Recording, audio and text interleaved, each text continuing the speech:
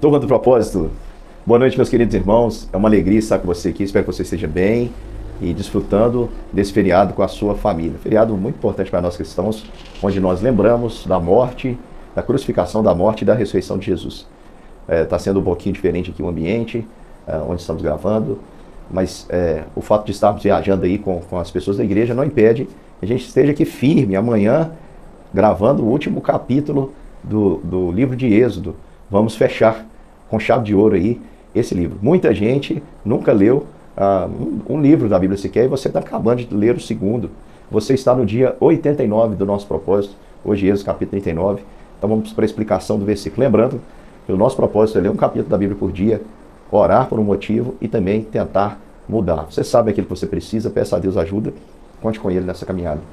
O capítulo 39, mais uma vez, é a execução da confecção das roupas sacerdotais. Eu já falei sobre isso em um dos capítulos, vou deixar no link, o link na descrição, onde eu falei detalhadamente sobre as roupas do sacerdote, e lá você vai encontrar, foi um vídeo bem explicativo, utilizei imagens para explicar o significado dessas roupas sacerdotais. E esse capítulo 39 mostra a execução. Lá no final do capítulo 39 vai dizer que Moisés inspecionou não somente as roupas do sacerdote, mas todo o trabalho feito no tabernáculo, e viu que tudo havia sido feito como o Senhor ordenara. Portanto, o que eu quero dizer para você é o seguinte: a gente não deve inventar, não deve fazer coisas que nós achamos que deve ser assim, não devemos ser guiados pelas nossas opiniões. Nós precisamos fazer aquilo que o Senhor determina. E qual que é a fonte de orientação do Senhor? A sua palavra, a Bíblia, a Escritura. Nós precisamos, na maneira de viver e nos relacionarmos com Deus, de cultuar o nosso próprio Deus, sermos guiados por aquilo que a palavra de Deus nos diz. Então, apesar do capítulo 39 ser o fechamento, dizer que tudo aconteceu como o Senhor ordenara, e eu estou fazendo essa aplicação aqui para você, dizendo que você também deve continuar obedecendo o Senhor em tudo. Eu queria hoje falar um pouquinho, rapidinho, aproveitando que é um feriado onde nós pensamos muito sobre Jesus, para falar para você sobre Jesus, o sumo sacerdote. Esse sacerdote, havia os sacerdotes, os filhos de Arão, e o sumo sacerdote, que era Arão, e depois seria substituído pelos seus filhos. Havia uma diferença entre os sacerdotes e o sumo sacerdote. Não só da roupa, eu expliquei no vídeo que está aí, o link na descrição, mas também das funções, inclusive da ordenação da consagração. O sumo sacerdote, por exemplo, ele primeiro era ungido e depois acontecia o sacrifício. Já o caso dos sacerdotes, os demais sacerdotes, era o contrário. Primeiro havia o sacrifício, depois eles eram ungidos. Porque o sumo sacerdote, ele aponta para Jesus Cristo. Se você tiver qualquer dúvida sobre isso, você pode ler Hebreus capítulo 4, Hebreus capítulo 8, Hebreus capítulo 9, que vai nos apresentar Jesus como o sumo sacerdote. Essa figura aí que tinha uma roupa imponente, eu já vi algumas pessoas dizendo que é por isso que pessoas ligadas à liderança da igreja deveriam se vestir com essa dignidade, inclusive usando roupas como a do sumo sacerdote, que havia detalhes em ouro, em tecidos nobres daquela época. Quero dizer para você que eu não concordo com essa visão, porque o sumo sacerdote ali, ele apontava para o Senhor Jesus Cristo. Ele apontava para Jesus. E o que eu posso dizer para você, meu querido irmão? Havia alguns elementos muito importantes na roupa do sumo sacerdote que aponta para Jesus. A começar das cores. A azul representa que é alguém que veio do céu, portanto está falando de Jesus, não está falando de um humano. Havia ali a cor púrpura, que era a cor dos reis, dos mantos dos reis, uma cor caríssima. No período do Império Romano só poderia ser usada pelo imperador. Portanto, nós estamos falando de fato de alguém que reina, Jesus. Havia a cor escarlata, ou carmesim, que é a cor vermelha, representando o sangue de Jesus na cruz.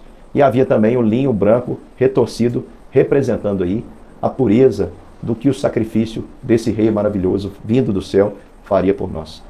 E o sumo sacerdote, ele carregava um diadema, e estava escrito nesse diadema: consagrado ao Senhor, separado ao Senhor.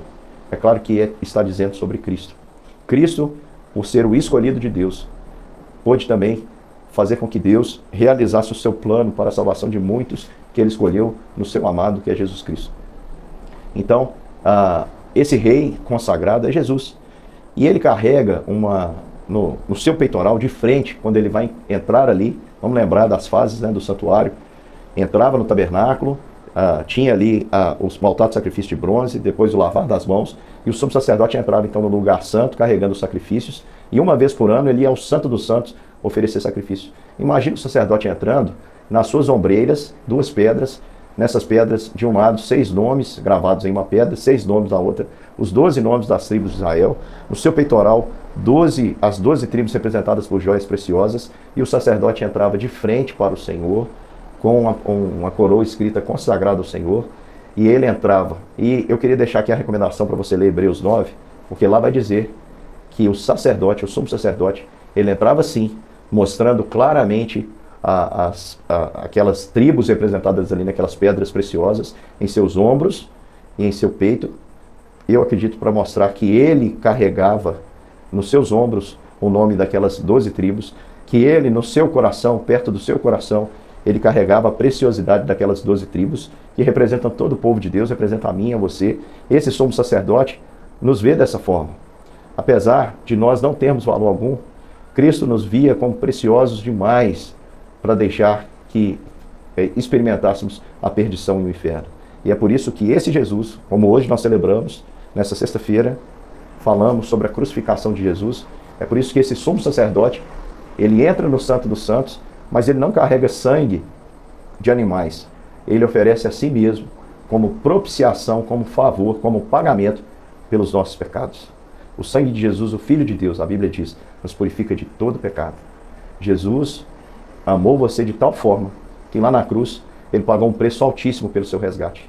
Não há mais condenação para você que crê nesse sumo sacerdote, que é um novo e vivo caminho. Ele veio do céu, ele reina, e sendo rei, ele deu a sua vida.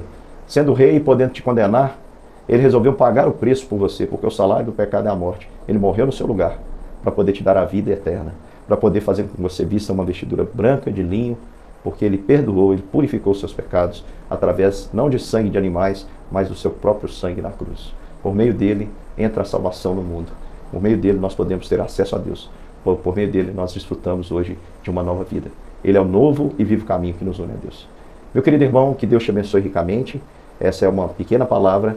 Deus te abençoe e te dê um ótimo fim de semana, um ótimo feriado. E amanhã estamos juntos para terminar aí o livro de Êxodo. Um grande beijo e até mais.